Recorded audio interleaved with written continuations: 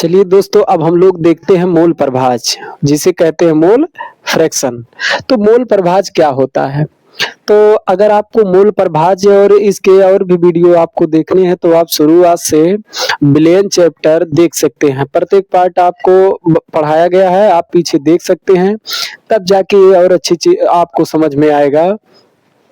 और इसकी परिभाषा के साथ हम आज पूरा मोल मोल प्रभाज या मोल फ्रैक्शन या मोल अंश भी इसको कहा जाता है, हम लोग इसके बारे में प्रॉपर एक एक चीज देखते हैं।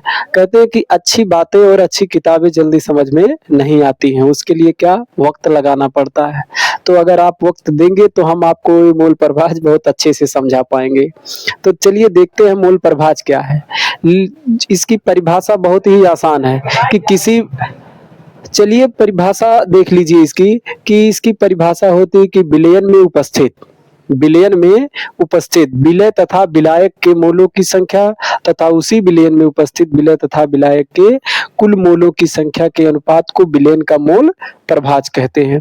अब हम लोग इसी को एक अच्छे से समझेंगे। देखिए कि ले लीजिए आप एक कोई पात्र, जब आप कोई पात्र लेंगे तो उसमें बनाएंगे विलयन, और देखिए इस विलयन में जो उपस्थित है, मोल प्रभाज में एक विलयन बनाना है आपको एक पात्र लेके, और जो जो इसमें उपस्थित है वो क्या है, वो एक है एन ए और दूसरा क्या है एन बी। अब एन ए और एन बी होता क्या है, एन ए और एन बी होता क्या है, लिखा है एन ए, यहाँ लिखा है एन बी, क्योंकि आपको मोलों के बारे में जानकारी होनी चाहिए। मोल क्या है, पदार्थ की मात्रा मोल होती है। तो इस विलयन में जो एन ए लिखा है वो है विलय का मोल। यहाँ हम लोग इससे देखेंगे कि जो ए है वो विलय है, जो ए है वो विलय है, और जो बी है वो क्या है, विलायक है, वो विलायक है। और जो यहाँ यन लिखा है वो क्या है, मोल है।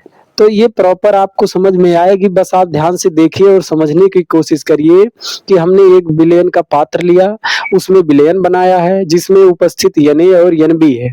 तो परिभाषा कैसे बनती है कि जो इसमें विलय के मोलों की संख्या, ए क्या है विलय है और एन क्या है मोल है, और मोलों की संख्या दिखाएगा। तो यहाँ देखिए लिखा है विलय के मोलों की संख्या, एन बी जो लिखा है ये विलायक के मोलों की संख्या। तो जब आप विलय और विलायक को उनके मोलों के साथ उस विलयन में देखेंगे तो वही उसका क्या होगा, कुल विलयन होगा। तो कुल विलयन निकालने के लिए यहाँ हम लोग कैसे बनाएंगे, एन टी बराबर N A plus N B. अब ये सूत्र जो बना है एन टी बराबर, ये जो सूत्र बना है इसको आप ध्यान से देखिए कि लिखा है एन टी बराबर N A plus N B. N T मतलब एन क्या है मोल है, टी मतलब टोटल, तो टोटल मोलों की संख्या क्या हो जाएगी N A plus N B. अब आप इसको समझने की कोशिश करिए कि जब आप विलय और विलायक को आपस में मिला देते हैं तो वो बन जाता है विलयन। अब जो विलयन यहाँ बना है वो विलयन किसका होगा, इस में उपस्थित जितना उसके मोलों की संख्या होगी। यहाँ इसीलिए परिभाषा लिखा कि विलयन में उपस्थित विलय तथा विलायक के मोलों की संख्या तथा उसी विलयन में उपस्थित विलय तथा विलायक के कुल मोलों की संख्या, कुल मोलों की मतलब टोटल मोलों की संख्या के अनुपात को विलयन का मोल प्रभाज कहते हैं। आपको पता होगा कि विलयन को लोग कहते हैं यक्स से प्रदर्शित कर दीजिए, लेकिन वास्तव में उसे कहा जाता है काई। हम लोग इस जो मोल या इसको मोल अंश भी कहते हैं, मोल अंश।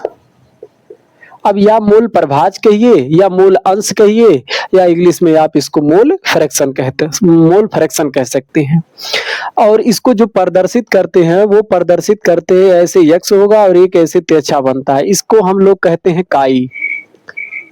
काई शब्द। तो उसी को हम लोग जो है सवाल या अदर जगह प्रयोग करने के लिए जल्दी से हो जाए तो उसके लिए हम लोग यक्स यक्स यक्स बार बार उसी को कहते हैं। तो इसीलिए ये काई से प्रदर्शित किया जाता है मोल प्रभाज या मोल अंश। कहीं कहीं लोग आपको मोल भिन्न भी कहेंगे इसे समझाने के लिए।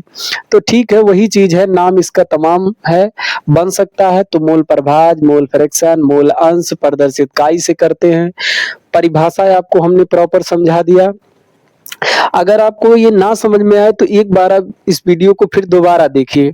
तो फिर देखिए अब हम लोग आगे कि यहाँ देखिए जो लिखा है, यहाँ हो जाएगा विलय, विलय का मूल, विलय का मूल प्रभाज। विलय का मूल प्रभाज जो होगा वो होगा यक्स ए। जो विलय का मूल प्रभाज होगा वो यक्स ए। यक्स ए बराबर हम लोग पहले निकालेंगे विलय के मूलों की संख्या बटे कुल मूलों की संख्या। तो वही परिभाषा में कहा गया कि कुल मूलों की संख्या के अनुपात को, तो जिसका निकालना है उसके हम कुल मूलों की संख्या के अनुपात से निकालेंगे। तो ये चीज आपको समझ में आया होगा। अब देखिए हम लोग अगर यहाँ रख दें यक्स ए बराबर एन ए बटे N A plus N B, ये N A plus N B कहाँ से आया, यहाँ से, कुल मोलों की संख्या एन टी के जगह पे हम रख सकते हैं। इसको आप मान लीजिए समीकरण एक। अब समीकरण एक हो गया तो हम लोग अब देखेंगे विलायक, विलायक का मोल, विलायक का मोल प्रभाज। विलायक का मोल प्रभाज होता है यक्स बी। अब यक्स बी बराबर हो जाएगा इसका एन ए बी बटे एन टी। जो अभी आपको बताया गया है कि यहाँ जो ए है वो विलय का काम करेगा और जो बी है वो विलायक का काम करेगा और जो एन है वो मोल है। तो यहाँ जो ये एक्स ए और एक्स बी लिखा है ये उनके विलय और विलायक के लिए, किसके, मोल प्रभाज के। तो ये आप धीरे धीरे इस वीडियो को देखिए और समझिए। यहाँ देखिए लिखा है एक्स बी बराबर हो जाएगा एक्स बी बराबर एन बी बटे N A plus N B. फिर मतलब वही लिखा है एन टी के जगह पे कि कुल मोलों की संख्या। यहाँ कुल मोलों की संख्या क्या है, N A plus N B इस पात्र में। तो अगर हम इसको भी मान लें समीकरण दो, समीकरण दो, अब हम क्या कर सकते हैं, समीकरण एक और दो को जोड़ सकते हैं। क्योंकि यहाँ देखिए एक्स ए और एक्स बी लिखा है, यहाँ इतना ये लिखा है। अगर हम समीकरण एक और दो को जोड़ दें तो कुछ नया सूत्र बन के आएगा जिसे हम मूल प्रभाज कह सकते हैं। तो यहाँ देखिए बन जाएगा कि अगर समीकरण एक व दो को जोड़ने पर, अगर हम समीकरण एक और दो को जोड़ दें तब क्या होगा। जोड़ने के लिए आपको पता होगा कि जब बराबर का चिन्ह लगा होता है, बराबर का चिन्ह लगा होता है तो उसके लिए हम किसका प्रयोग करते हैं, बराबर के इस साइड वाले को हम इधर जोड़ देंगे, बराबर के उस साइड वाले को उधर जोड़ देते हैं। तो देखिए यहाँ प्रॉपर कि अगर हम इधर लिखें एक्स ए प्लस एक्स बी बराबर एक्स ए प्लस एक्स बी, अब इधर वाला हम इधर जोड़ देंगे एन ए बटे N A plus N B और फिर प्लस एन बी बटे N A plus N B. हो गया ना। बताइए इसका मान कितना आएगा जोड़ के, आप सब बता सकते हैं कि इसका मान जोड़ के कितना आएगा।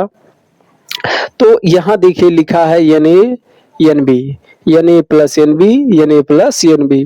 कहते हैं कि जब हर जो है समान हो तो अंश आपस में जुड़ जाते हैं। तो यहाँ देखिए बन गया फार्मूला फिर एक्स ए एक्स बी बराबर N A plus N B बटे N A plus N B, ये बन गया सूत्र। अब देखिए क्या होगा, ये वाला इससे कट जाएगा। तो हम लोग यहाँ एक फार्मूला तैयार किए हैं क्योंकि इसके स्थान पे कितना हो जाएगा, एक। तो यहाँ जो आपका सूत्र या फार्मूला बन के आएगा वो बन के आएगा एक्स ए प्लस एक्स बी बराबर, एक्स ए प्लस एक्स बी बराबर कितना आएगा, एक। अब ये जो सूत्र बन के आया है ये किसका सूत्र बन के आया है, मूल प्रभाज का।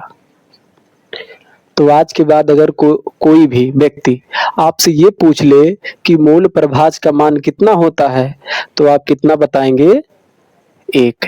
क्यों? क्योंकि आप इस तरीके से सिद्ध करके बता सकते हैं कि किसी विलयन में मूल प्रभाज कितना होता है, 1। जब भी आप सवाल लगाते हैं तो उसमें देखिए कि जो मूल प्रभाज होगा, हम आपको सभी न्यूमेरिकल बताएंगे। बस एक एक करके वीडियो आप शुरुआत से लेके अभी तक जितनी भी वीडियो पढ़ाई गई वो सब आप देखिए, तब आपको एक एक चीज समझ में आएगा कि लिखा है जो एक्स ए प्लस एक्स बी बराबर, ये सभी पे सवाल आपको हम एक एक करके बताएंगे। तो यहाँ देखिए एक्स ए प्लस एक्स बी बराबर लिखा है 1, मतलब कि जो विलय का मूल प्रभाज होगा और विलायक का मूल प्रभाज होगा वो किसके बराबर होगा? 1 के, और हमेशा इसका आंसर भी उससे छोटा ही आता है। तो ये चीज आप जरूर याद रखिएगा, ये फार्मूला बहुत ही इंपॉर्टेंट है, तो ये सूत्र आप जरूर याद रखिएगा इसको। मूल प्रभाज को देखते हैं भार के पदों में। भार के पदों में जो अभी आपको फार्मूला बताया गया कि एक्स ए प्लस एक्स बी बराबर 1 होता है, मतलब विलय का मूल प्रभाज प्लस विलायक के मूल प्रभाज बराबर कितना होगा? 1। तो उसी फार्मूले पे सवाल तो लगता है, वहां आप एक्स ए एक्स बी का मान निकाल सकते हैं, लेकिन अगर भार के पदों में दिया हो तब कैसे लगाएंगे? तो उसके लिए आप देखिए, अगर हम यहाँ लिख दें भार के पदों में, भार के पदों में, तो भार के पदों में निकालने के लिए देखिए हम क्या करते हैं।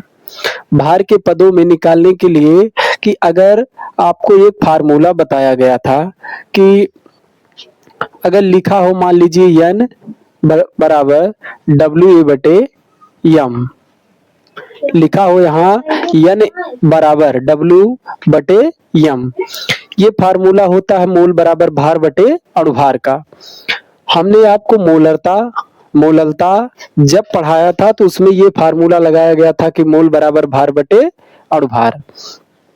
अब देखिए अगर हम इसी फार्मूले में हम प्रयोग कर दें एन ए और यहाँ प्रयोग कर दें, अगर यहाँ एन ए हो जाएगा तो यहाँ भी ए हो जाएगा और यहाँ भी ए हो जाएगा। तो इन दोनों सूत्रों की जगह हम देखिए लिखा है एन ए बराबर डब्ल्यू ए बटे यम ए, मतलब कि मोल बराबर लिखा है भार बटे अणुभार। ये चीज आपको हम पहले भी बताए हैं ये सूत्र, बस आपको इतना करना है कि ए लगा देना है उस पे। अगर आप ए लगाएंगे तो हर जगह हो जाएगा। ए क्या है? विलय है। फिर दूसरा फार्मूला अगर हम इसी पे बनाते हैं एन बी बराबर, तो हो जाएगा डब्ल्यू बी बटे यम बी, डब्ल्यू बी बटे यम बी। तो ये जो दोनों सूत्र बनाए हैं अब हम इसका उपयोग करेंगे। कहाँ करेंगे? कि जो ये आपको सूत्र बताया गया था कि एक्स ए बराबर एन ए बटे N A plus N B बताए थे सूत्र, जो कि समीकरण 1 है। तो यहाँ देखिए कि अगर हम इस पे मान रखते हैं इसका कि एक्स ए बराबर, अगर लिखा है एन ए, तो एन ए की जगह पे हम रख सकते हैं डब्ल्यू ए बटे यम ए। तो यहाँ पूरा बन जाएगा डब्ल्यू ए बटे यम ए पूरे का बटा डब्ल्यू ए बटे यम ए प्लस डब्ल्यू बी बटे यम बी। यहाँ देखिए लिखा है डब्ल्यू ए, तो हमने एन ए लिखा है तो एन ए की जगह पे हमने रखा है डब्ल्यू ए बटे यम ए, और यहाँ लिखा था एन बी, तो एन बी की जगह पे हमने रखा है डब्ल्यू बी बटे यम बी। ए क्या है? विलय है। बी क्या है? विलायक है। ये चीज आपको हम बार बार इसलिए बता रहे हैं क्योंकि आप इसमें भूल ना जाएं कि ए क्या है, बी क्या है, तो बाद में पूछेंगे। तो इसके लिए देखिए हम लोग इसके जगह पे जब ये सूत्र का प्रयोग किए तो ये सूत्र बन के आ गया। ये सूत्र आप किसी भी मान को, मूल प्रभाज के किसी भी मान को निकालने के लिए प्रयोग कर सकते हैं, क्योंकि ये फार्मूला आपके किसी भी मूल प्रभाज का मान निकाल सकता है। दूसरा फार्मूला हम इसी पे बना सकते हैं कि अगर लिखा हो एक्स बी बराबर एन बी बटे N A plus N B, ये समीकरण 2 है। तो समीकरण 2 में जहां n b लिखा है और n a लिखा है, तो इसकी जगह पे हम इसका फार्मूले का फिर प्रयोग कर सकते हैं। यहाँ देखिए, जब आप इस पे फिर प्रयोग करेंगे तो यहाँ जो सूत्र बनेगा फिर वही सूत्र बन जाएगा आपका कि एक्स बी बराबर डब्ल्यू बी बटे यम बी पूरे का बटा डब्ल्यू ए बटे यम ए, फिर डब्ल्यू बी बटे यम बी। ये देखिए दोनों सूत्र बन गया उसी का।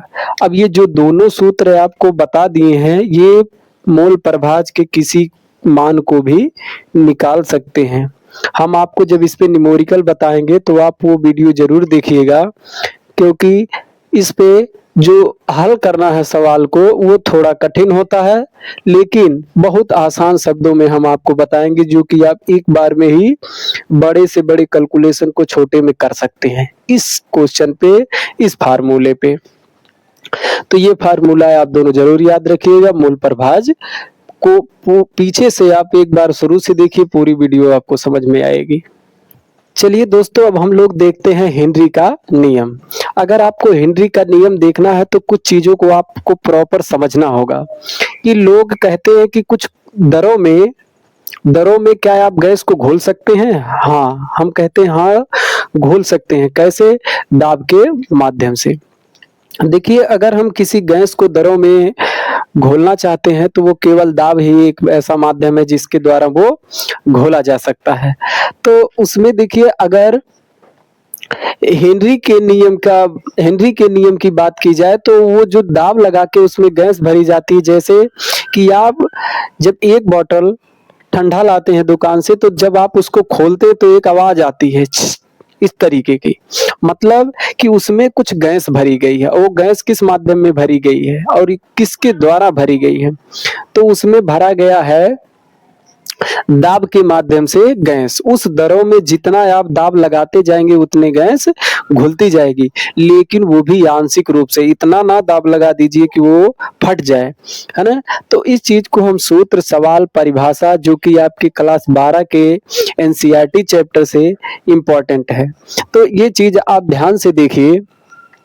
तो हम लोग मान लीजिए एक विलयन के माध्यम से समझते हैं कि हम लोग एक लेते हैं एक पात्र जो चारों तरफ से क्या हो, बंद हो।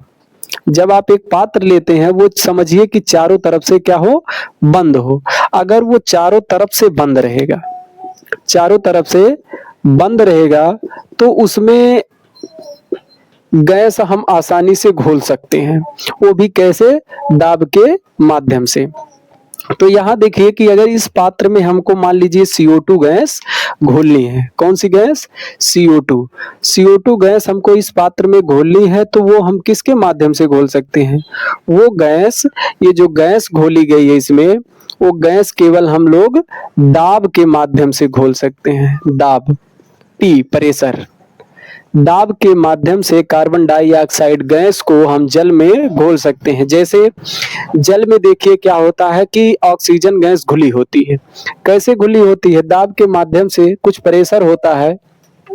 तो अगर आप कोई बंद पात्र है, उसमें अगर किसी गैस को घोलना चाहते हैं, तो जब आप उस गैस में घोलेंगे तो वो केवल आप दाब के माध्यम से घोल सकते हैं।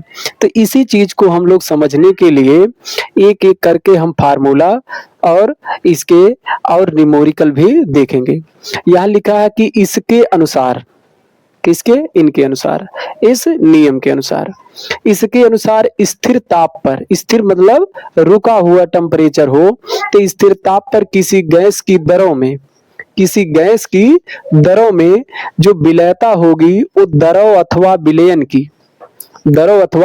विलयन की सतह पर पड़ने वाले गैस के आंशिक दाब के समानुपाती होता है। तो इस चीज को हम लोग देखते हैं कि यहाँ लिखा है कि स्थिर ताप। ये चीज आप देखिए कि स्थिर ताप का मतलब क्या होगा। स्थिर ताप, इसमें ये चीज इंपॉर्टेंट है। टेम्परेचर क्या होना चाहिए? स्थिर। और यहाँ देखिए कहा कि गैस जो होगा उसको हम लोग कहाँ मिलाएंगे? दरों में। तो जब हम दरों में मिलाते हैं तो जो विलेयता बनती है, विलेयता क्या होती है, ज्यादा से ज्यादा जो घोला जा सके। फिर यहाँ देखिए कहा है कि जो द्रव होगा वो द्रव अथवा विलयन की सतह पर पड़ने वाले गैस के आंशिक दाब मतलब पी के क्या होगा, समानुपाती होगा, प्रोपोर्शनल होगा।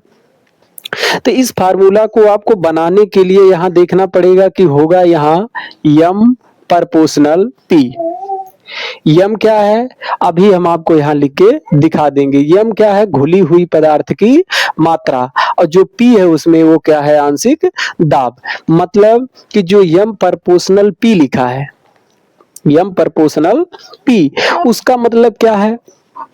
तो जो यम प्रोपोर्शनल पी लिखा है तो उसको हम समझने के लिए देखिए यहाँ क्या करेंगे कि अगर उसमें घुली हुई पदार्थ की मात्रा बढ़ाई जाती है, घुली हुई जो पदार्थ की मात्रा होगी या जो घोलने के लिए उसमें हम पदार्थ का प्रयोग करेंगे, उस पे उसके साथ क्या करेंगे हम लोग, दाब भी बढ़ाते जाएंगे, वो भी आंशिक दाब। इतना दाब मत लगा दीजिए कि टंकी फट जाए। जैसे गैस सिलेंडर में गैस भरी होती है, वो एक मिनिमम दाब है, ना कि इतना ज्यादा कि वो टंकी ही फट जाए। तो यहाँ देखिए हो गया यम प्रोपोर्शनल पी। तो पूरा अगर हम इसका प्रोपोर्शनल हटाएं तो यम बराबर हो जाएगा के इंटू पी। के क्या है, के इसमें क्या है, के जो है वो हेनरी स्थिरांक है। के क्या है, हेनरी स्थिरांक है। तो ये जो सूत्र बनाए हैं आप, जो सूत्र बनाए हैं यम बराबर के पी। अब यम बराबर जो के पी ये सूत्र बन के आया है, तो इस सूत्र में देखिए जो जो उपस्थित है उसको हम लोग ध्यान से देखते हैं यहाँ कि जो यम लिखा है, यम जो यम लिखा है वो है घुली हुई पदार्थ की मात्रा, घुली हुई पदार्थ की मात्रा। और जो यहाँ के लिखा गया है, जो के है इसमें, के है वो क्या है, हेनरी स्थिरांक है, हेनरी स्थिरांक है। नियतांक जिसे आप कहते हैं कांस्टेंट के रूप में प्रयोग होता है। ये आप जानते होंगे कि जब प्रोपोर्शनल का चिन्ह हटाया जाता है तो वहां कोई ना कोई स्थिरांक या नियतांक का प्रयोग किया जाता है, तो वही यहाँ प्रयोग हुआ है के। तो के क्या है, हेनरी स्थिरांक है। और जो यहाँ पी लिखा गया है, पी, वो पी क्या है, पी को हम लोग कहेंगे आंशिक वाष्प दाब।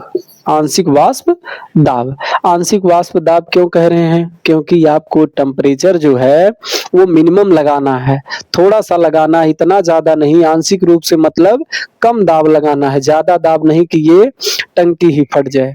तो इस चीज को आपने भली भांति देखा होगा, लिखा है यम प्रोपोर्शनल पी।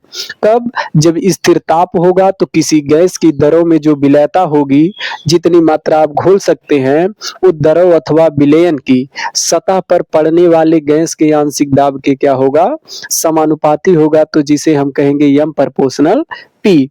यम बराबर केपी, क्योंकि जब प्रोपोर्शनल हटाया जाएगा तो आएगा वहां केपी। यम क्या है, घुली हुई पदार्थ की मात्रा है। और जो यहाँ के लिखा गया है वो हेनरी स्थिरांक है।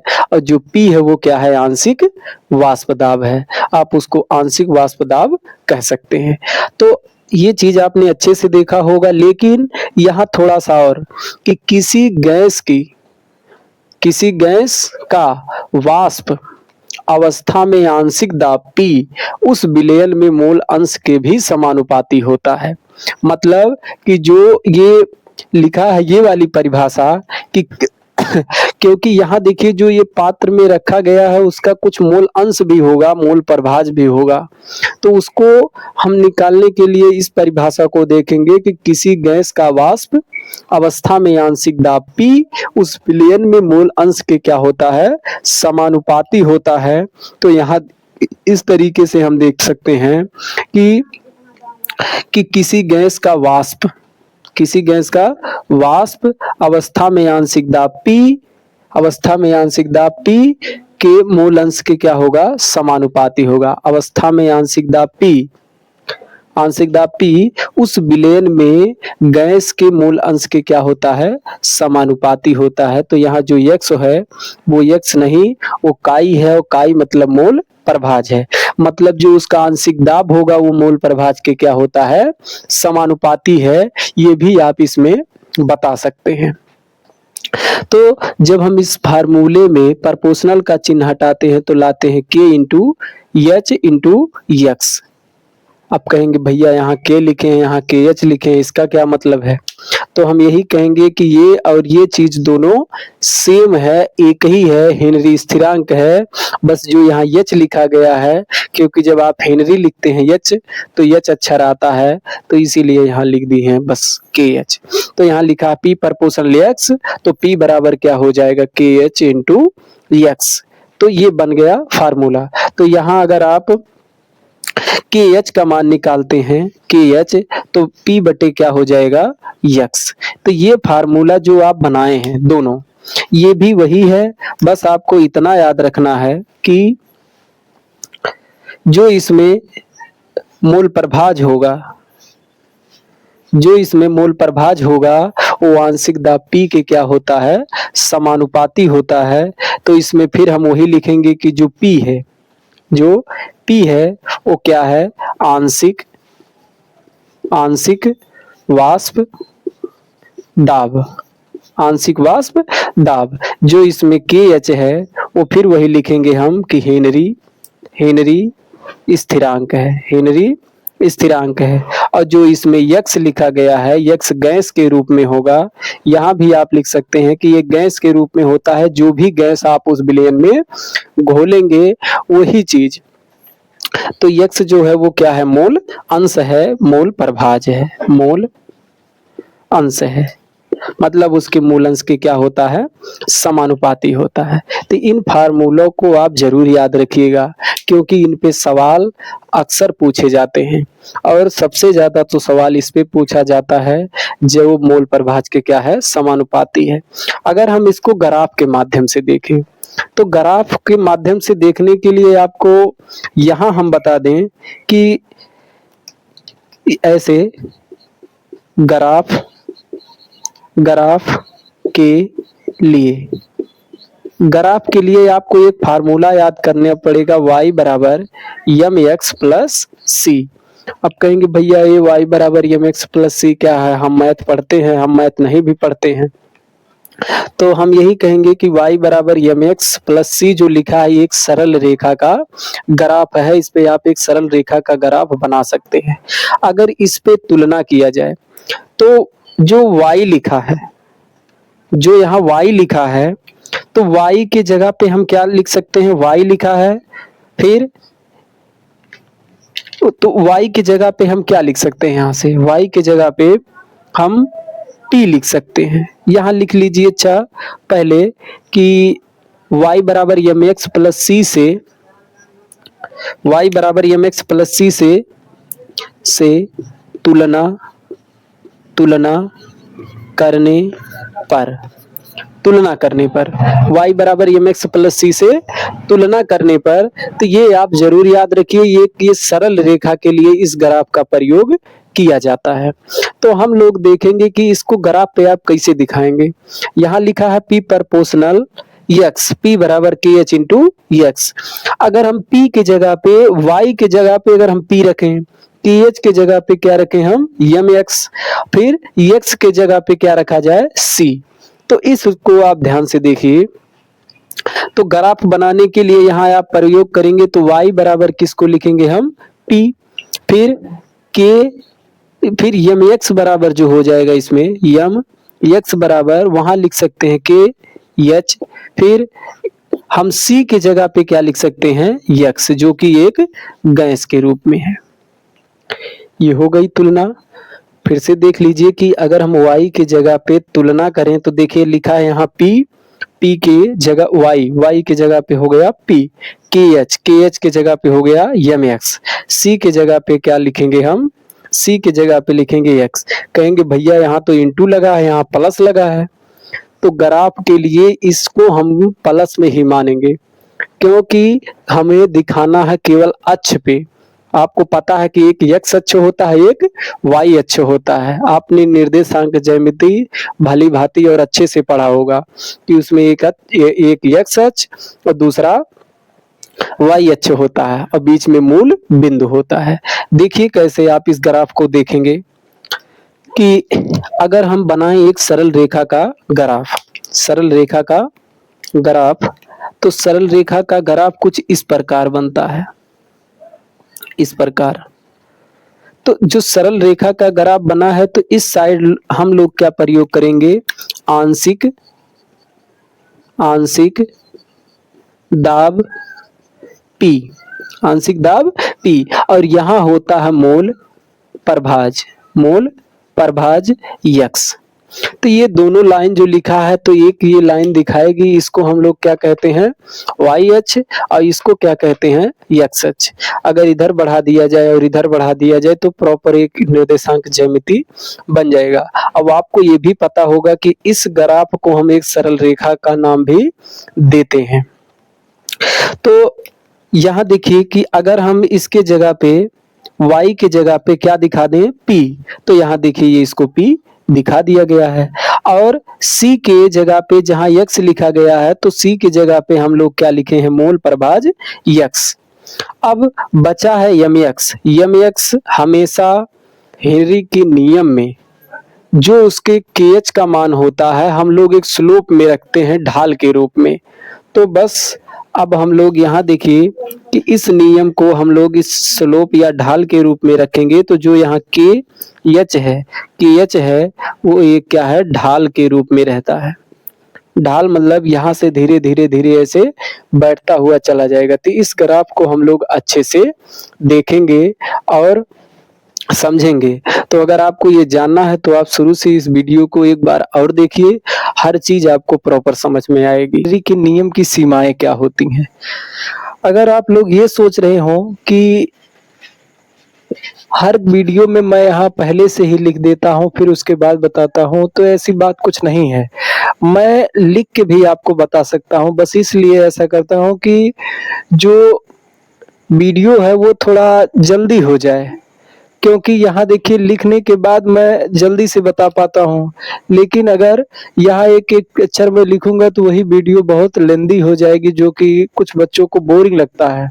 यहाँ आप समझने की कोशिश करिए, जितने में मैं लिखूंगा उतने में आपको मैं समझा सकता हूँ।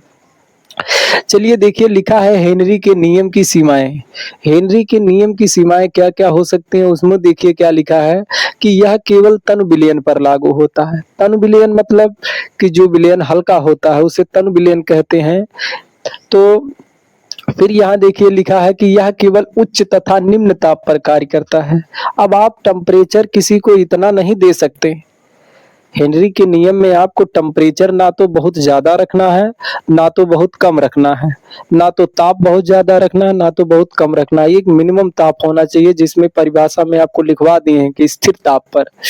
तो यहाँ देखिए फिर तीसरा है कि यह उन गैसों पर लागू होता है जो विलायक से क्रिया नहीं करते हैं, जो विलायक से क्रिया नहीं करते हैं। तो वह केवल उन्हीं गैसों पर लागू होगा जो विलायक से क्रिया नहीं कर सकते। यहाँ चौथा देखिए क्या लिखा है कि जो गैसें विलायक के साथ क्रिया करती हैं उन पर हेनरी का नियम लागू नहीं होता है।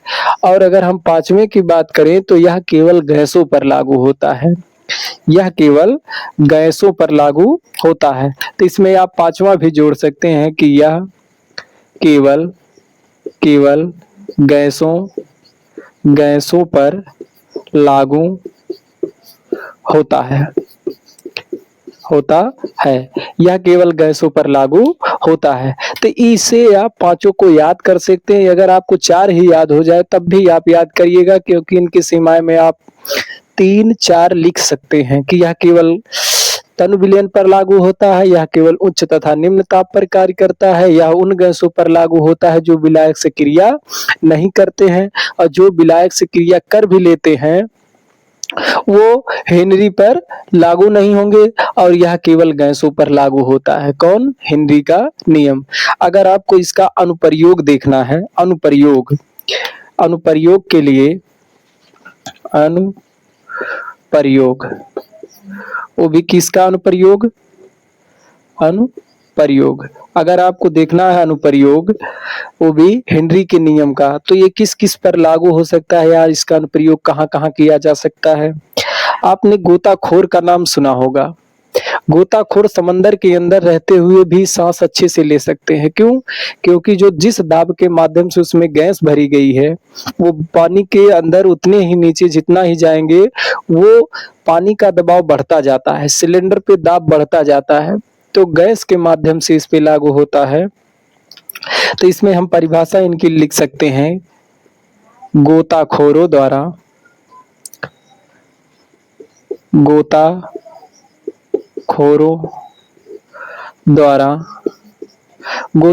द्वारा शोषण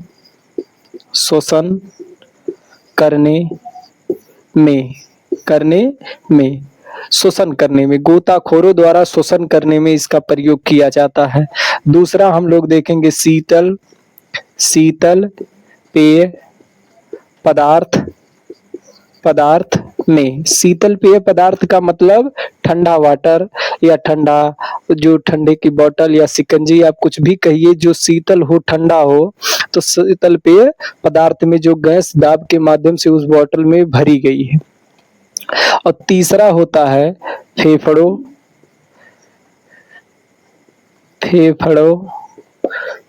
की क्रिया पर। तो ये हम 3 अनुप्रयोग जानते हैं इसमें। और यहाँ लिखा है कि हेनरी के नियम की सीमाएं, तो ये पांचों और ये तीनों आप याद कर सकते हैं।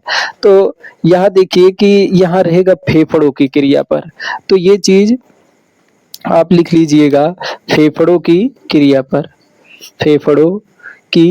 पर। तो हम अनुप्रयोग और इनकी सीमाएं और आगे आपको बताया गया है हेनरी का नियम। तो ये आप पूरा वीडियो देख लीजिएगा।